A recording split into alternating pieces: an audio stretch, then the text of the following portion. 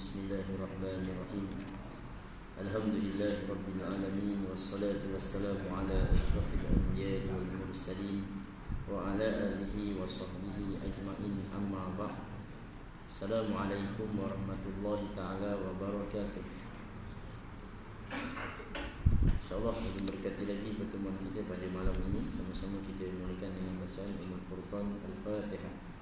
A'udzubillahi minasyaitonirrajim. Bismillahirrahmanirrahim. Alhamdulillahirabbil alamin. Ar-Rahmanirrahim. Maliki yaumiddin. Iyyaka na'budu wa iyyaka nasta'in. Ihdinas siratal mustaqim. Shiratal ladzina an'amta 'alaihim ghairil maghdubi 'alaihim waladdallin.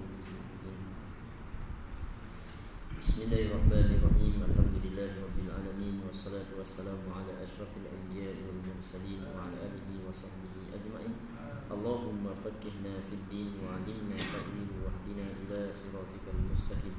Rabbana atina fid dunya hasanah wa fil akhirati hasanah wa qina azabannar. Wa sallallahu ala sayyidina Muhammad wa ala alihi wa sahbihi wa baraka wa sallam. Walhamdulillahi rabbil alamin. Alhamdulillah, segala puji bagi Allah Subhanahu wa taala yang mana Ia berkehendak akan hidayah dan petunjuk, maka Allah Subhanahu wa taala akan melapangkan dada-dada kita untuk melaksanakan tiap-tiap perintahnya. Mudah-mudahan kita di kalangan orang-orang yang mensyukuri akan nikmat ibadah yang telah diberikan oleh Allah kepada kita. Salawat dan salam ke atas junjungan besar Nabi sallallahu alaihi wasallam, sebaik-baik yang mesti kita contohi dan kita teladani dalam kehidupan ini.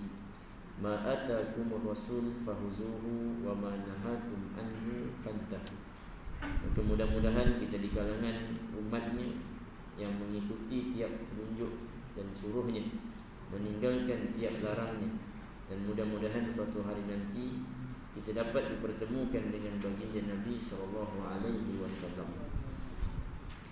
Salawat dan salam juga ke atas ahli keluarga baginda, para sahabat tabi'in yang menjadi mata rantai menyambung perjuangannya, menyuruh manusia kepada kebaikan, mencegah akan tiap-tiap yang munkar, menyeru manusia kepada beriman kepada Allah dan meninggalkan musyrik ataupun meninggalkan syirik, yakni menduakan Allah dengan sesuatu yang lain.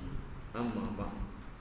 Yang dihormati pengurusi surau, Tuan Imam, Tuan Bilal, barisan JK surau, tuan-tuan, puan-puan yang dirahmati Allah Subhanahu wa taala sekalian. InsyaAllah malam ni kita akan sambung muka surat yang ke-40 ni, Kitab Penawar Bagi Hati. Yang ini masih membahaskan dalam bab yang keempat pada menyatakan dengki. InsyaAllah malam ni kita akan masuk bahagian yang pertama pada muka surat ke-40 tu. Sebelum tu tuan-tuan ni, saya ada buat tabung ni tuan-tuan ni untuk tak sumbangan sedikit tuan-tuan ni, mewakilkan brothers Muslim untuk beri sumbangan kepada fakir miskin dan juga ibu yang memerlukan di sekitar bahagian serai ni tuan-tuan ni. Tuan-tuan ada RM1-2 tu bolehlah nak masukkan dalam ni. Mudah-mudahan kita dapat mengongsikan manfaatnya sesama kita, tolong menolong sesama muslim dan mukmin. Benar, kita masuk pada bab dan ada pun bahawasanya dengki memberi manfaat ia akan seterunya yang dengki ia akan dia, dan tiada memberi manfaat ia akan dia, maka kerana bahawasanya nikmatnya tiada hilang ia dengan dengki itu. Mana yang kita sebutkan pada pertemuan yang lalu, hadis Nabi sallallahu alaihi wasallam menyatakan bahawa al-hasadu ya'kulul hasanat kama ta'kulun nar al-khatab. Yakni kedengkian kita kepada orang itu tidak memberi mudarat kepada orang tadi itu, tapi mudaratnya ke atas diri kita, dan juga menjadi manfaat pula bagi orang yang kita dengki. Kerana kebaikan-kebaikan kita akan dipindahkan oleh Allah Subhanahu wa taala kepada orang yang kita dengki. Kan rugi tuan-tuan, dalam sakit hati, pahala hilang pula. Nikmat kawan tu pun tak hilang juga. Kan kita sebutkan sebelum ni bahawasanya kullu nikmatin minallah. Tiap-tiap nikmat yang ada pada kita ini daripada Allah. Wa ma min dabbatin fil ardi illa 'alallahi rizquha. Maka tiap-tiap yang melata atas muka bumi ini pada Allah Ta'ala lah rezekinya. Allah Ta'ala tulislah, siap. Benar ni?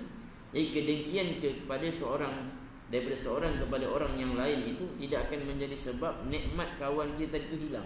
Tak. Kalau ada orang kata, Ustaz, nikmat saya dah hilang, orang tu ambil. Tak, Allah Ta'ala yang ambil. Dari yang lain Allah Ta'ala sebut Allahu yabsutu rizqa liman yasha'u wa yaqdir. Yang melapang luaskan rezeki itu Allah, yang menyempitkan juga Allah.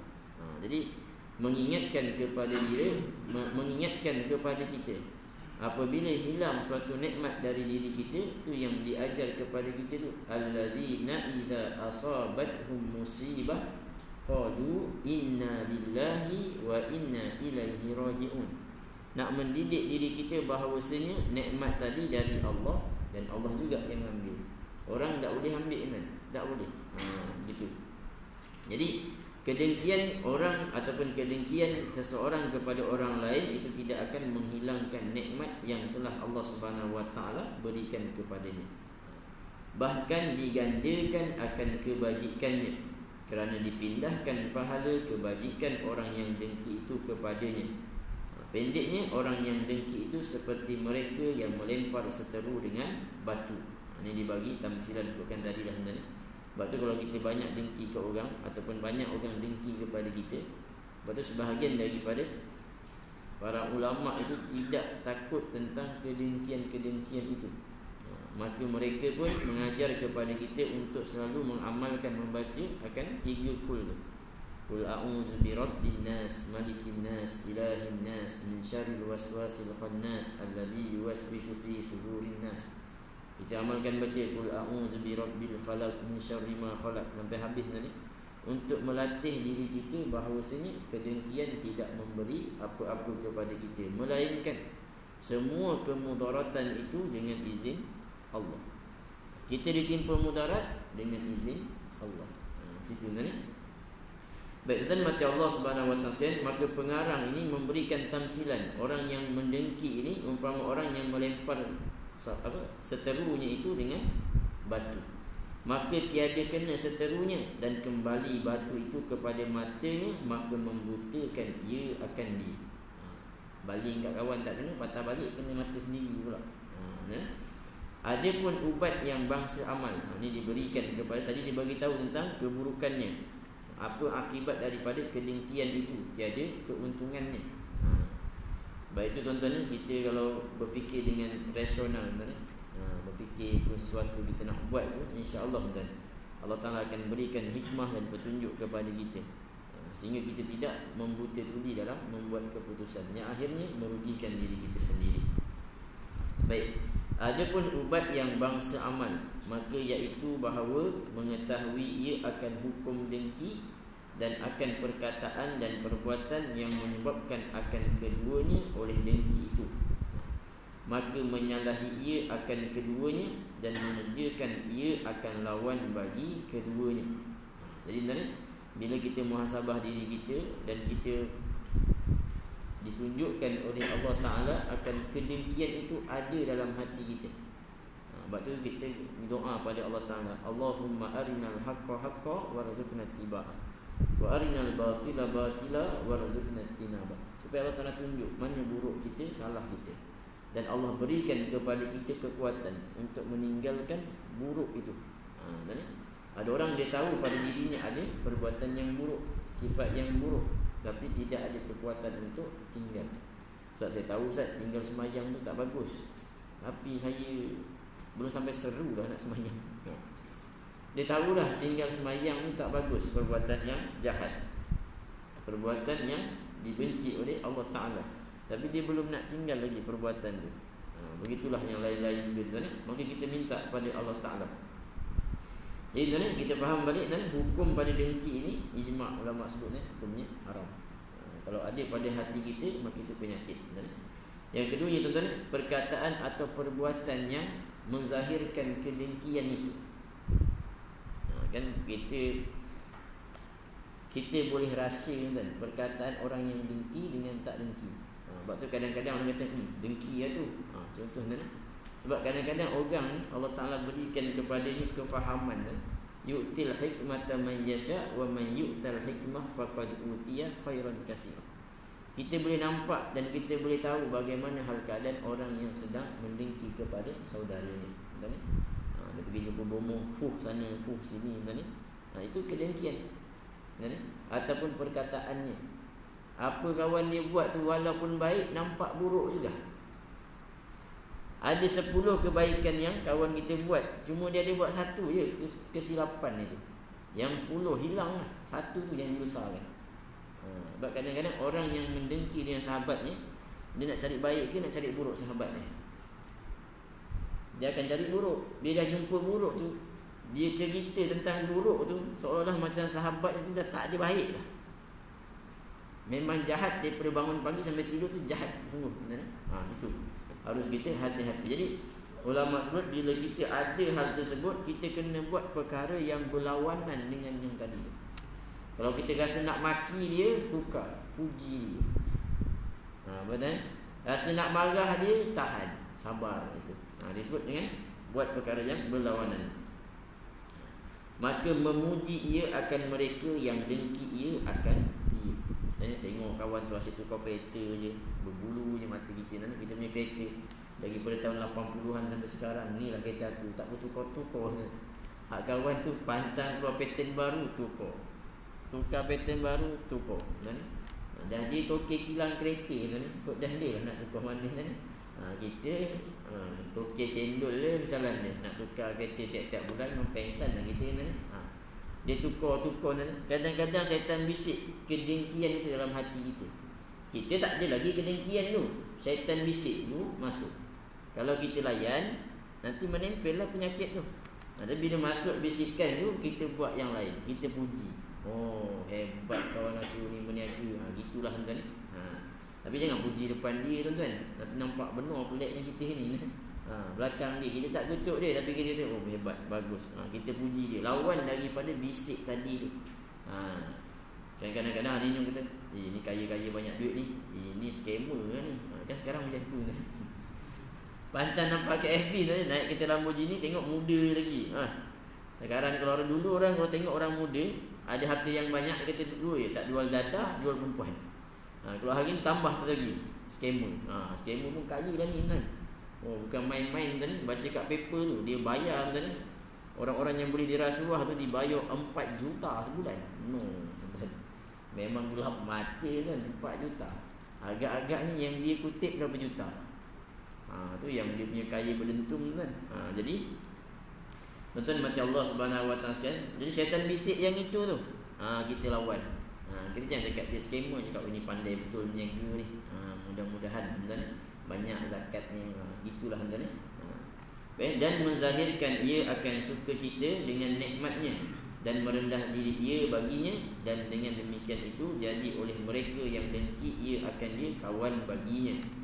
Gitulah tuan-tuan. Dengan orang yang, sebab tu sebenarnya kalau kita berseteru tu, kalau boleh dielakkan seterunya, cari jalan supaya kita boleh ada ngam dengan dia. Kalau dalam bab dakwah ni, kalau saya ngaji di UKM tu, Jabatan Dakwah dan Kepimpinan, dia baca bab dakwah tu, dia baca pecah-pecahan tu, metodologi. Ada bab sebenarnya kita kaji tentang bagaimana, kalau dulu orang panggil wali songo kan. Tapi dia ada nama-nama kan, saya pun tak ingat nama tuan-tuan. Tapi orang kaji tuan, riwayat hidupnya, dan dia kaji metodologi dakwah yang digunakan oleh wali songo, macam mana nak masuk dalam masyarakat.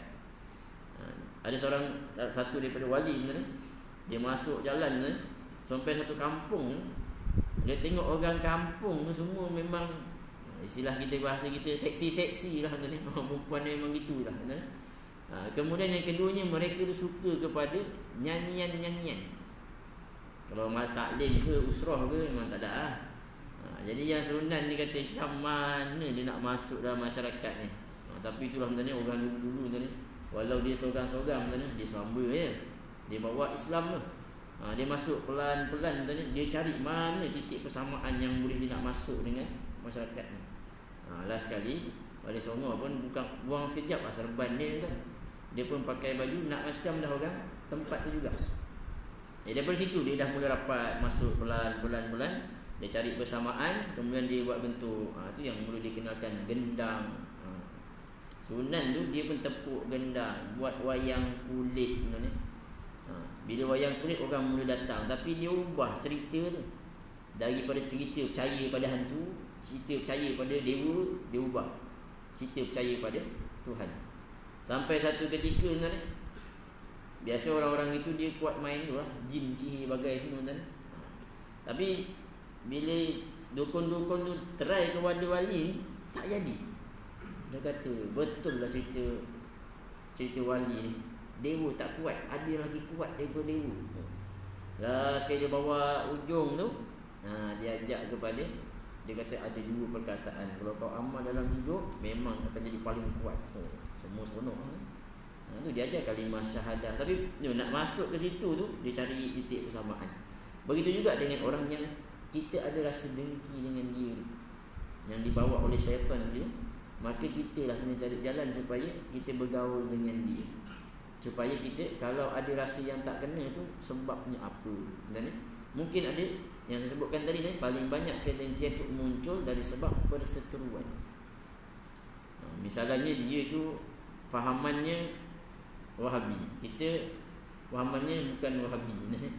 Kita terima tahlil, dia tak terima tahlil. Kita tak nak gaduh ni dengan tu. Kau nak tahlil, kau tahlil lah, aku tak nak, terpulang lah. Kita bila berkawan dengan dia, bergaul dengan dia, nanti lama-lama kita akan faham cara fikir dia bagaimana, apa yang dia baca. Jadi kita akan lebih tuan-tuan, terbuka. Kita tak bimbang tuan-tuan. Kalau ada orang sembahyang kunut yang tak baca kunut, batal tak sembahyang tu? Tak batal. Tapi kalau kedengkian masuk dalam hati kita, agak-agak sembahyang kita pahalanya pergi ke siapa? Tu bahaya tu. Tapi ni syaitan dia bawa, dia cari mana titik yang membezakan antara A dengan B ni. Situ dia bakar.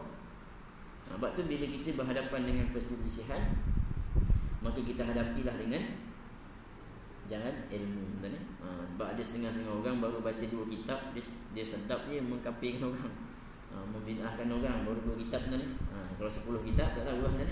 Tapi biasanya orang yang macam tu baca 2 kitab, bila dah baca 100 kitab, dia tarik balik perkataan dia yang dulu-dulu. Sebab saya pernah berhadapan dengan orang yang membid'ahkan Syekh Nuruddin. Waktu tu kan Tuan Guru Aziz baru meninggal dunia kan. Jadi Syekh Nuruddin tak sempat masa hari dengan bumian tu. Dah ditanamkan, dia sembahyanglah kat kubur tu. Masa tu geng-geng yang baru 2-3 kitab baca ni, so dah dia keluar terus fatwa hebat betul. Mengalahkan majlis fatwa kan.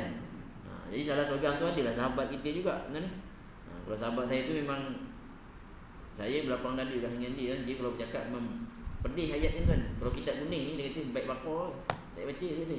Punya ayat gitu kita pun boleh tahan ni, tinggi betul ilmu ni tuan. Jadi dia lah antara yang membid'ahkan bagai pak-pak benar. Dia kata tak ada hadis langsung kita pasal ini ni. Jadi ada kawan kita ngaji hadis, dia bawa hadis tu tunjuk kat kawan tadi tu, ayat dia tu ni. Saya tak sempat baca hadis ni kata. Masih kau bid'ahkan orang tu, seolah-olah macam kau baca 1 juta hadis. Macam dalam kepala tu ada 1 juta hadis, dia hafal semua. Bila orang tunjuk ada hadis ni, saya tak jumpa pula hadis ni. Nampak anda ni? Jadi kalau kita akan berjumpa dengan macam-macam bentuk orang ni, yang kita nak jaga apa dia? Syaitan akan pasang ini sebagai jerat, masukkan dalam hati kita perbezaan itu supaya kita gaduh. Bila berseteru kita dengan seseorang yang lain, maka dia sangat mudah untuk masukkan penyakit kedengkian. Sangat mudah jalan dia. Jarang orang nak mendengki dengan kawan dengan orang yang selebel dengan dia. Orang kaya nak dengki dengan orang miskin, mau tuan? Mau. Orang jual burger nak dengki dengan orang jual tayar, tak mau dia. Biasanya yang suka gaduh siapa? Jual burger dengan jual burger, ustaz dengan ustaz. Dia tak mau jual tayar gaduh dengan jual burger. Dia tak mau, dia tak jadi. Anda kena regu. Jadi tuan-tuan mati Allah Subhanahu Wa Taala sekalian, maka kita semua saya ingatkan sekali lagi kita sedang berdepan dengan syaitan yang dia punya pengalaman menyesatkan manusia bukan setahun 2 tahun. Dia sejak zaman Nabi Adam sampai sekarang ni. Itu kalau dapat pingat tuan ni, tak berapa pingat dapat tak tahu ni. Kan kalau orang kerja kerajaan ni, kalau cikgu 8 tahun naik gaji dari 41 naik 44. Itu kalau dia sejak zaman Nabi Adam sampai sekarang tu berapa pangkat dia tuan ni? Hebatnya macam mana agak-agak tuan. Sebab tu permainan dia. Kita jangan ikut permainan dia. Sebab itu dia paling tak suka orang yang tahu permainan dia. Dia susah nak sesatkan. Harus kita hati-hati ni. Jadi tuan-tuan, kalau kita berhadapan dengan tu tuan-tuan, kita zahirkanlah seolah-olah macam kita pun ikutlah. Tuan-tuan, tak mau berdebat dengan dia tuan-tuan. Tak payah dipanjang-panjangkan. Gitulah tuan-tuan. Sebab nanti kalau kita masih ingat dalam bab jidal tuan-tuan, kalau kita betul pun kita tinggalkan. insya-Allah Allah beri kepada kita dua kebaikan. Melainkan dia dah pelik sangat tuan-tuan ni. Saya dah jumpa Allah lah. Dah jumpa Allah tu lain lah tuan-tuan ni. Allah Taala dah utus saya jadi nabi, tu lain lah. Ataupun kita berdepan dengan ajaran Qadiani. Qadiani pun pelik juga tuan-tuan. Dia meyakini bahawa lepas nabi ada nabi lagi. Siap bawa dalil tuan-tuan. Yang itu kita berdebat, tapi walaupun berlaku perdebatan mesti dengan cara yang baik. Wajadilhum billati hiya ahsan. Jangan maki-maki kan. Kalau maki-maki bahaya.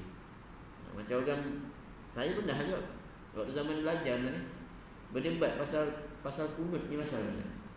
Waktu duduk dekat dalam Quran kan, kan kami pun baca kitab kan.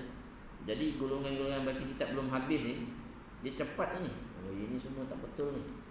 Berdebat situ kan. Mula-mula bahasanya baik, lama-lama mula tegang urat kan. Lepas tu keluar perkataan yang bukan-bukan kan. Na'udzubillah min zalik. Yakin percaya kan, bila kita dah mati kawan kita, merendahkan dia, itu petanda bahawasanya syaitan telah berjaya memasukkan kedengkian dalam hati kita. Cuma buahnya tunggu cepat dengan lambat je. Situ kan. Baik tuan, yang disebutkan juga di sini tentang merendah diri, ia baginya, maksudnya tuan di sini kita berfikiran terbuka lah tuan, berfikir dengan lebih jauh ke hadapan tuan. Kalau kita asyik nak gaduh tuan, bila kita nak baik tuan, bila masyarakat Muslim ni nak bersatu, musuh kita bersatu dia tak kira dah kau baju biru, kuning, hijau ke, tapi kalau lawan dengan Islam kita kira satu warna je. Yang kita nak berdepan dengan musuh kita. Yang musuh kita siapa dia tuan? Orang kafir, orang munafik. Kita janganlah sebab kunut gaduh dengan kawan sebelah, berlapang dada. Kau nak kunut, tak nak kunut, sudah. Jangan kita gaduh, sudah. Kerana di hadapan kita ada musuh yang tak pernah melupakan kita. Tiap pagi petang dia fikir macam mana supaya kita jadi macam dia. Dalamnya kan ada tu, walan tarda ankal yahudu walan nasara hatta tattabi'a millatahum. Walan tarda kan ulama sebut tu, bila penafian lepas pada tu fi'il mudhari. Maksudnya apa? Sekarang sampai bila-bila? Sampai hari kiamat esok, perangai dia begitu. Dia nak kita hidup ni macam dia. Sebab tu tuan-tuan ni harus kita hati-hati dengan permainan musuh kita. Kalau kita makin lemah, ingatlah tuan-tuan ni, orang Islam kalau makin lemah dia akan dizalimi, ditindas, dibijak. Gitu tuan. Kita tengok kalau hari ni yang berperang Azerbaijan dengan Armenia. Tuan-tuan tengok dah ikat perjanjian tu, gencatan senjata. Mula kawan tu yang Azerbaijan kata saya tu, dia tak mau tu. Tapi dipujuk-pujuk, okey lah. Elok gencatan senjata, kawan tu berdiri pula dia tuan ni. Tak kurang hancur nama itu. Dia balai helik tuan-tuan. Tapi nak bagi tahunya tuan-tuan, musuh kita waktu kita kuat dia akan diam. Tapi bila dia tengok kita lemah, dia akan cincang kita sampai umat. Bila kita bersatu, dia takkan berani angkat suara yang kita. Berani dia nak kutuk Islam. Hari ni tuan-tuan jarang biasa dengar tak? Ada geng-geng yang dulu yang suka main campur urusan agama Islam, hari ni ada bunyi lagi tuan-tuan. Dia diam. Tak berani. Sebab apa? Dia melihat orang Islam mula bersatu. Sebab tu bila kempen BMF, Buy Muslim First, yang paling bising siapa ni? Sebab tu bila dia lihat orang Islam berpecah, tu jam dia kata, ini jam kita punya game boleh jalan ni. Jadi tuan-tuan, kita jadilah orang yang merendah diri. Kita tambahkan ilmu kita bukan supaya kita jadi makin tinggi, tapi merendah diri supaya kita lebih terbuka. Selagi mana hal di hadapan kita itu tidak jelas haramnya. Lainlah kawan kita tu kata halal arak ni minum kalau sikit, kalau banyak yang tak boleh. Yang itu kita ajarlah betul-betul kan. Baik kan? Dan dengan demikian itu jadi oleh mereka yang dengki ia akan dia kawan baginya, dan hilang daripadanya oleh dengki itu, dan lepas ia daripada dosanya dan seksanya. Telah berfirman Allah Subhanahu wa taala, idfa' billati hiya ahsan fa idzal ladzi bainaka wa bainahu adawatun ka'annahu waliyyun hamim. Artinya, tolak olehmu dengan perkara yang lebih elok, maka tiba-tiba orang yang antara engkau dan antaranya perseteruan seolah-olah kawan yang hampir. Inilah tuan-tuan cabaran dakwah kepada orang Islam. Jadi cabaran kita kepada diri kita sendiri adalah bagaimana kita menzahirkan Islam itu dengan akhlak kita. Itu paling berat tuan-tuan. Kalau dengan perkataan kita orang boleh dengar tuan-tuan, tapi kadang-kadang bila orang dengar dengan yang dia tengok tak sama, agak-agak dia lebih percaya yang mana, yang dia dengar tu yang dia tengok. Orang akan lebih kuat yang dia tengok. Seorang ayah kata kepada anaknya, jangan hisap rokok. Bapak sambil hisap rokok. Agak-agak anak mau berhenti rokok tu, mau ni kata, bapak aku pun hisap padahal ni kata. Contohnya ni. Bapaknya pun tengok kat TV orang pakai seluar pendek. Jangan tengok pakai seluar pendek, haram tu. Bapak tu tengok orang pakai seluar pendek. Agak-agak anak kita, dia pegang yang mana? Dia akan pegang apa yang dia tengok. Jadi begitu juga kita dengan kawan kita tadi. Kalau dia akhlaknya buruk dengan kita, bagaimana kita bermuamalah dengan dia? Boleh tak dengan akhlak yang paling baik? Bila kebaikan itulah, insya-Allah Allah Taala akan balaskan bagaimana hidayah dan petunjuk. Kalau saya pernah bawakan kepada tuan kisah seorang jeneral perang dia berhadapan dengan musuhnya. Bukan musuh biasa-biasa dalam peperangan itu, musuhnya itu sangat, kalau istilah kita, jahat. Anak orang Muslim habis, dia tak kira lelaki. Kalau yang perempuan habis, dia rogol bunuh. Yang budak-budak kecil pun tak dilepaskan, ditikam dekat ujung tombak, dah susun jalan nak masuk kampung. Sampai suatu saat ketika orang Muslim, waktu tentera Muslim nak sampai ke kampung tu, dia tengok anak-anak kecil ni dah terpisah kepala dengan badan ni, kepala ni semua kat atas tombak. Sampai kan tentera Islam waktu tu dia punya geram tu, dengan budak kecil berani tapi dengan kami kena berlari geram sehinggalah Allah Subhanahu Wa Taala tunjukkan bagaimana mereka dapat tawan, akan tetapi tidak dihukum bunuh kepada orang tadi, tentera tadi. Sebab mereka menyerah, mereka bayar cukai dan sebagainya, mereka tak dikenakan hukum pancung. Sampai ketuanya tu datang, dia kata macam, sebelum tu dia terfikir dalam kepala dia, kalau aku kena tangkap mesti mati ni, mesti akan terpisah badan aku ni dengan kepala.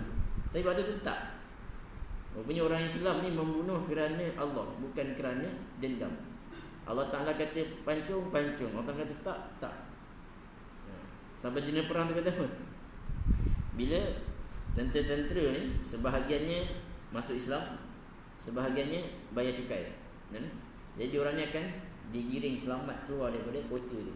Waktu diorang jalan keluar tu, tentera Islam yang lain ni punya gegam, dia kata, ini kita tinggal nak pancung ni kepada diorang ni, kenapa kita lepaskan? Lalu jadi perang ni sebab apa? Ittaqullah, bertakwalah kamu kepada Allah. Kita berperang bukan kerana nafsu kita berperang bukan kerana membalas dendam. Itulah perbezaan antara iman dan juga bukan orang yang beriman. Bila perkataan ini didengar oleh orang-orang yang tadi itu hatinya tak terbuka langsung dengan Islam, akhirnya tu tadi orang-orang yang kat situ tu kebanyakan jadi apa? Kami lebih rela duduk di bawah orang-orang yang berserban daripada orang-orang yang memakai topi-topi besi. Sebahagian daripada tentera-tentera yang dipanggil tentera elit yang kejam tadi tu masuk Islam juga. Sebab melihat kepada akhlak. Dan bila masuk Islam, mereka menjadi sangat akrab dan diikat bukan kerana keturunan, bukan kerana warna kulit, tapi diikat dengan kalimah syahadah, la ilaha illallah Muhammadur Rasulullah.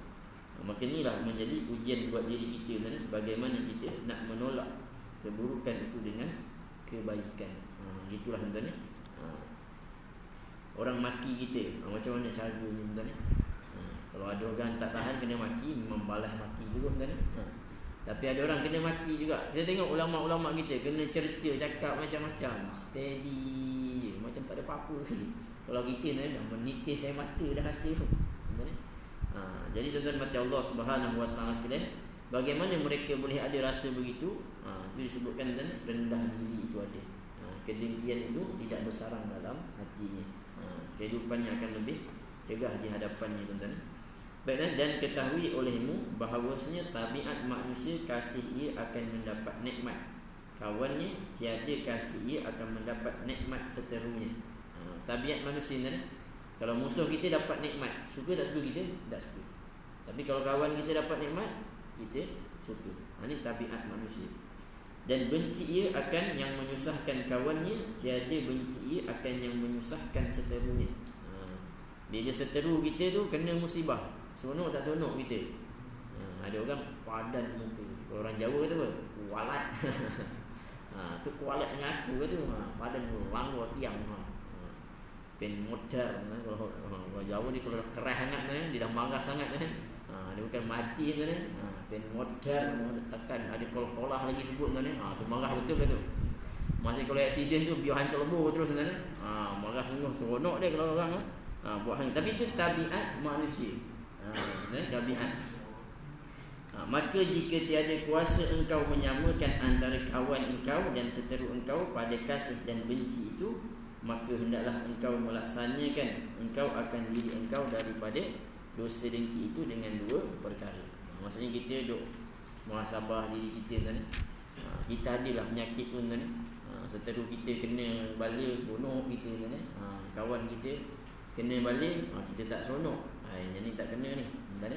Jadi itu yang menjadi persoalannya dalam diri kita. Maka kita tengok pada dua perkara. Yang pertama, bahawa tiada engkau zahirkan akan dengki itu dengan lidah engkau dan dengan anggota engkau dan segala pekerjaan engkau yang bangsa ikhtiar. Bahkan menyalahi engkau dengan lidah dan anggota engkau akan yang tersebut daripadanya seperti yang telah terdahulu. Ini disebutkan tadi kan, kita tahan dia jangan sampai keluar daripada dada kita. Nak menzahirkan rasa seronok tu pun kita tahan. Melainkan tuan-tuan, kalau masih ingat lagi tuan-tuan, kedengkian ni masih ingat pada bab awal tu 6 tempat yang diharuskan. Yang itu tak ada masalah tuan-tuan. Orang tengah berjoget atas pentas, kita pun doa, ya Allah, runtuhlah pentas ni tuan-tuan, biar berhenti maksiat tu. Runtuh betul pentas tu.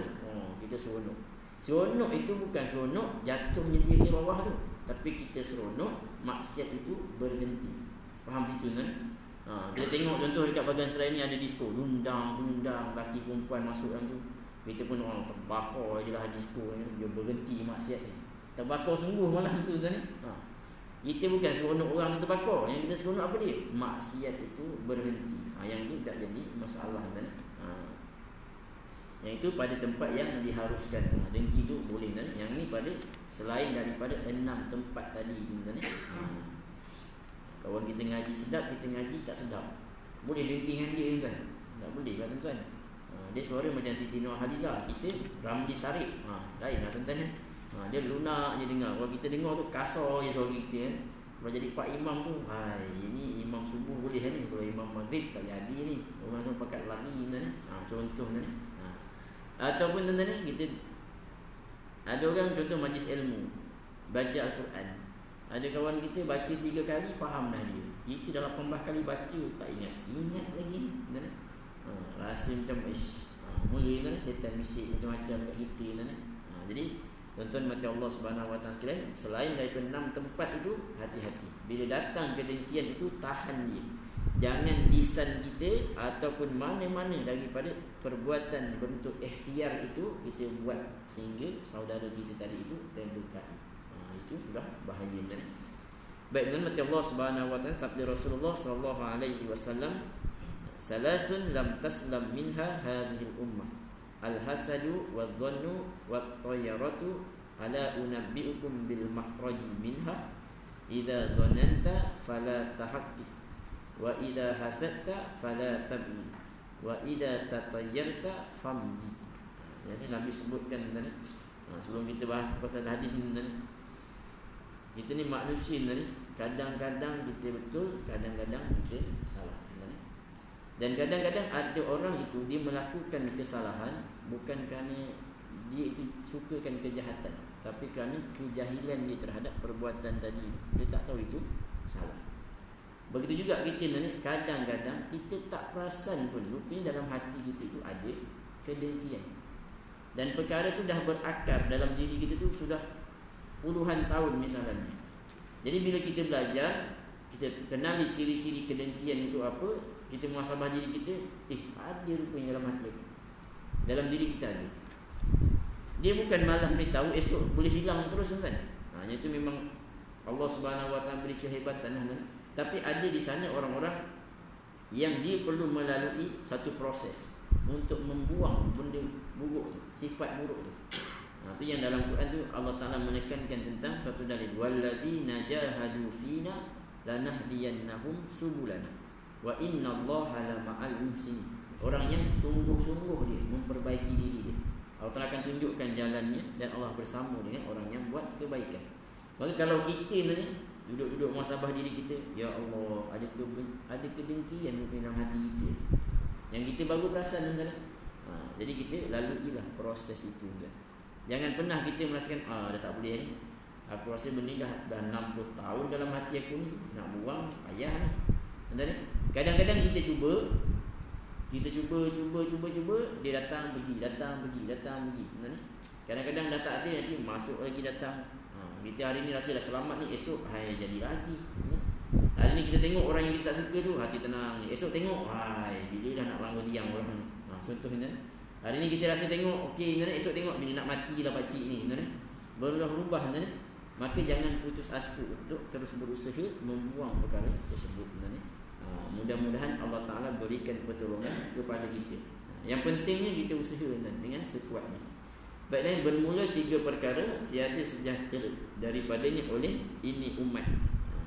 Kalau nanti kalau kita sempat baca kitab Talbis Iblis, di sana ada suatu dialog di antara iblis dan juga Nabi Nuh alaihi salam. Kan waktu binatang-binatang naik atas kapal semua iblis pun datang juga dalam bentuk perempuan tua. Dan Allah Subhanahu wa taala mewahyukan kepada Nabi Nuh. Waktu tu iblis dia kata, aku ni iblis. Kenapa kau datang sini? Ni saya ubah dialog lah tuan-tuan ni, bahasa kita gitulah Nabi Nuh tanya kat iblis, yang kau datang naik atas ni buat apa? Kau kan musuh aku ni. Dia kata, aku datang ke atas ni sebab aku nak bawa orang-orang yang mengikut kau tu. Biar badan ni ikut kau tapi hati ni ikut aku. Faham tak ni? Dia tak kisah dah badan tu nak ikut Nabi Nuh, lantaklah, yang penting hati dia ikut aku. Jadi iblis pun beritahu, aku akan beritahu ada 5 perkara cara aku menyesatkan manusia. Iblis kata, aku akan beritahu kepada kau 3, tapi 2 lagi aku rahsiakan. Lalu Allah Ta'ala wahyukan kepada Nabi Nuh supaya tak payah ambil tahu yang 3 tu, minta kat dia yang 2 tu. Jadi Nabi Nuh meminta kat iblis supaya tak payah bagi tahu yang 3 tu, aku nak tahu yang 2 tu je. Yang mula-mula iblis tak nak bagi tahu. Okey, tak apa, iblis pun tukar. Dia tak beritahu yang 3, dia beritahu yang 2. 2 jalan paling cepat sekali aku akan hancurkan umat ini. Jalan yang pertamanya kedengkian, yang kedua tamak. 2 ni dia akan bina, tanam dalam diri kita daripada kecil sampai besar. Kalau kecil-kecil tuan-tuan kita boleh tengok, kalau tuan-tuan ada anak kecil tuan-tuan, umur setahun, 2 tahun, 3 tahun tuan-tuan. Kalau budak kecil yang setahun, 2 tahun tu, kalau kat Pampers Dry Pen tu dia ada tulis lah, yang ini jenis apa dia nak tulis kat situ. Menang sendirilah istilahnya tuan-tuan. Kecil tapi paling kuat suara dia. Dia nak apa semua ikut dia je. Orang ada anak umur setahun, 2 tahun tahu lah cakap yang tuan, dia cakap pun, hai faham tak faham anak aku ni. Dia nak menang dia juga tuan-tuan. Kalau bila dah jadi beradik lagi lah, abangnya ada, dia nak yang kat dia punya juga. Itu kan sifat tamak tuan-tuan. Yang kat dia dah ada dia punya, yang abang ni punya pun dia nak. Siapa pun ada, dia nak juga kat dia. Tapi kita faham lah, ini budak kecil. Tapi tuan-tuan, salah satu jerat iblis tu daripada kecil tu. Daripada kecil tu dia sudah cocok jarumnya. Kita kalau yang kenal tahu dah, oh ini penyakit ni, iblis cuba bawa ni. Jadi kita yang akan mendidik dia, kongsi. Kita ajar dia supaya berkongsi, supaya tolak ansur. Kita ajar pada dia supaya sekian dan sekian. Tu. Jadi tuan-tuan mati Allah Subhanahu Wa Taala sekalian, lihat tuan-tuan, syaitan punya kerja. Dia bukan tunggu dah umur 18 tahun tuan-tuan. Sejak kita lahir keluar je, waktu diazankan tuan-tuan. Supaya kita dengar yang perkataan itu membesarkan Allah Ta'ala. Saya belum jumpa lagi dah tuan-tuan, lahir-lahir dengan lagu Ella tuan-tuan. Itu parah sungguh tuan-tuan. Kalau orang-orang Melayu kan, orang Melayu ni kan dia terikat, kita ni Melayu dengan Islam sangat dekat kan? Macam tulisan Jawi dengan tulisan Arab tuan-tuan. Dekat betul dengan Islam. Dan nak duduk tidurkan anak tuan-tuan. Jarang kita dengar lagu asilihi halihi, tak mahu kan. Kita mak ayahnya la ilaha illallah, kita baca tu. Selawat lah, kita baca asma wa sifat tuan-tuan. Supaya anak tu sambil dengar kita tu, dia faham tuan-tuan. Sebab apa tuan-tuan? Supaya nanti bila kita nak ajar dia senang, nak berhadapan dengan iblis tadi ni. Jadi Nabi sebut pada hadis ni, umat ni tidak akan terlepas daripada kedengkian. Kerana dia salah satu daripada senjata iblis yang nak ditanamkan dalam hati kita. Supaya dia mudah menguasai diri kita. Baik, yang pertama disebut kat sini dengki. Yang kedua jahat sangka. Yang dipanggil buruk sangka tuan-tuan. Dan yang ketiga bercanding. Adakah tiada aku khabarkan akan kamu dengan tempat keluar daripadanya? Bersembah sahabat.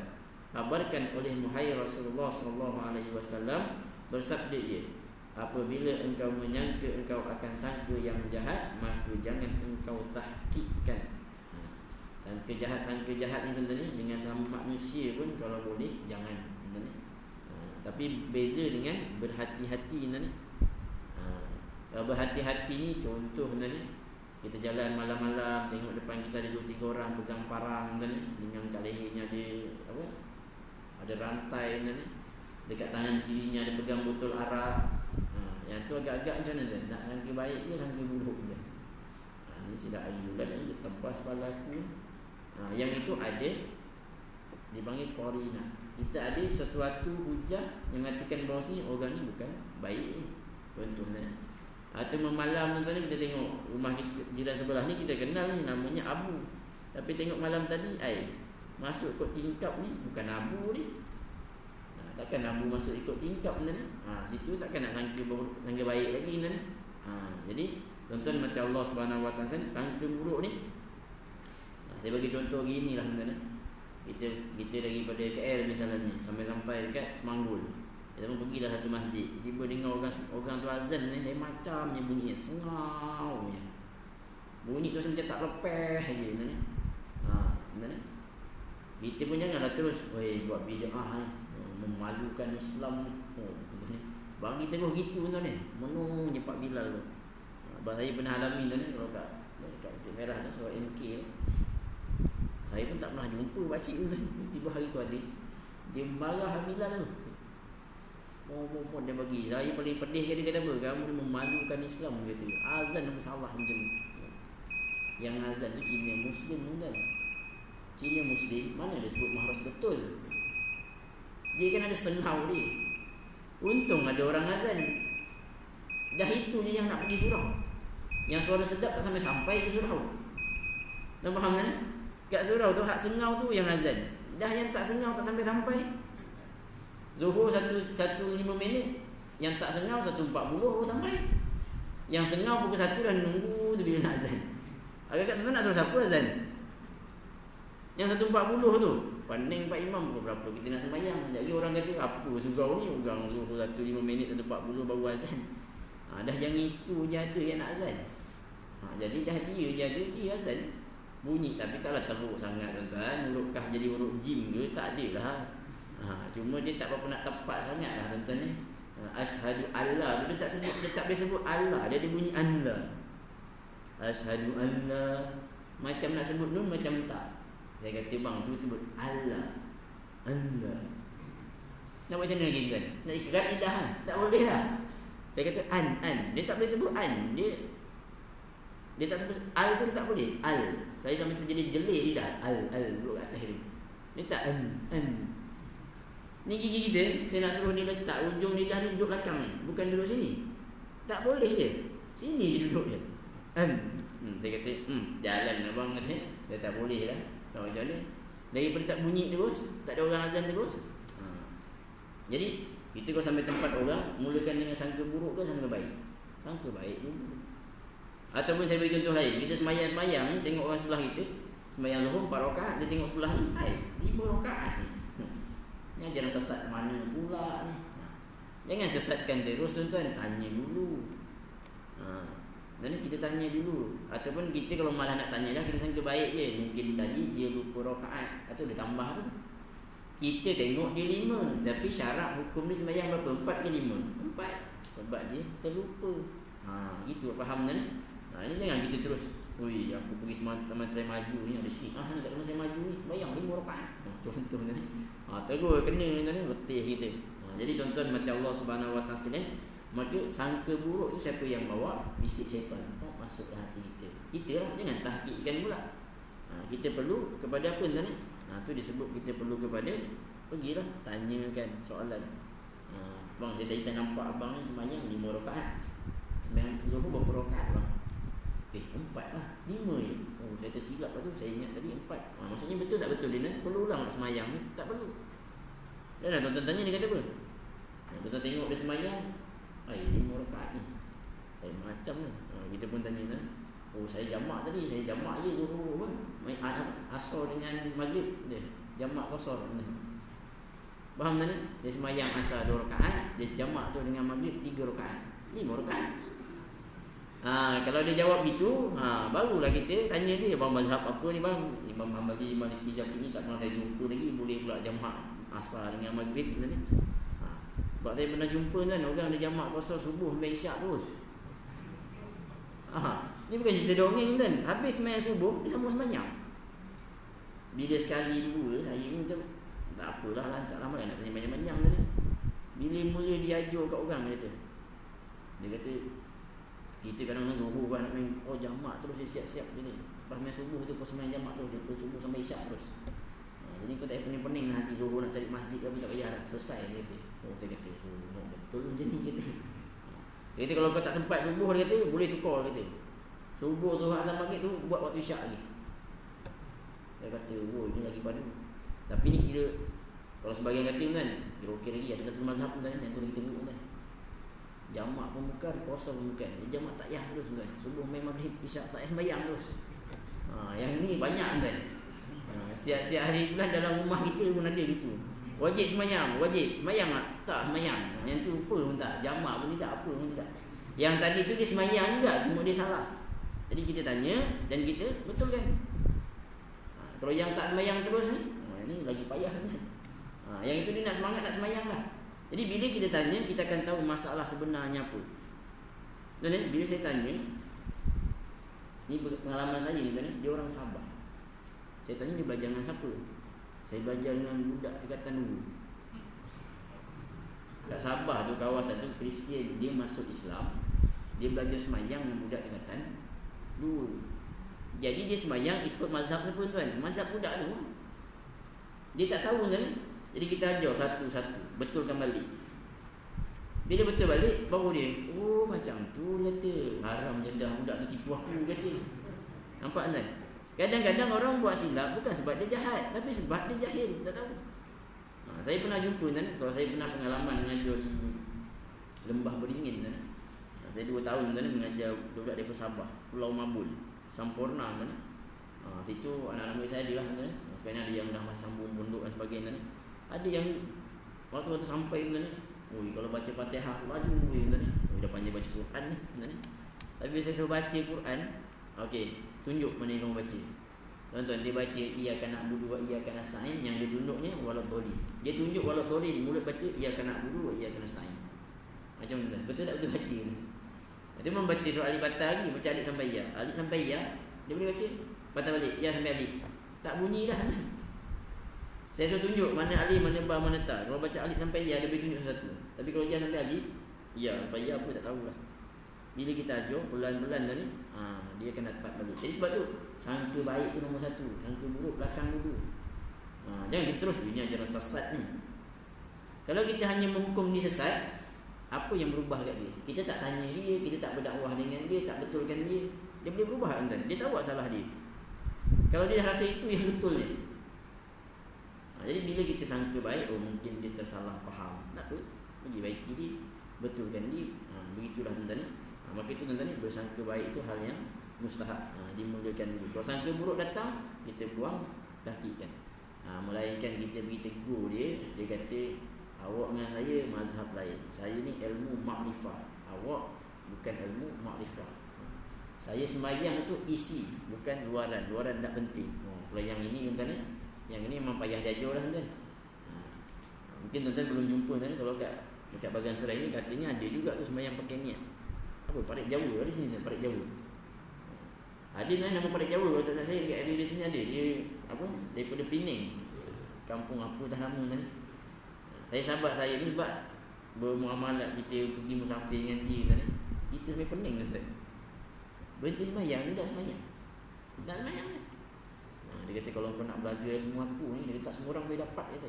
Martabat tu orang tertentu je. Nampak macam ada special sikit kat situ kan. Meh ikut aku kata. Kata tak payah kita mengarut.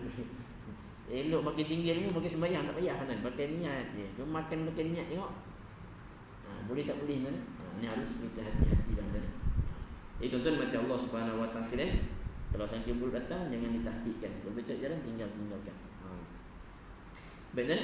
Artinya jangan engkau kerjakan akan yang tertentu bagi sangka itu, bahkan dalam engkau aku terhenti daripada memutuskan dengan sangka engkau itu. Dan daripada mengerjakan akan yang dituntutnya.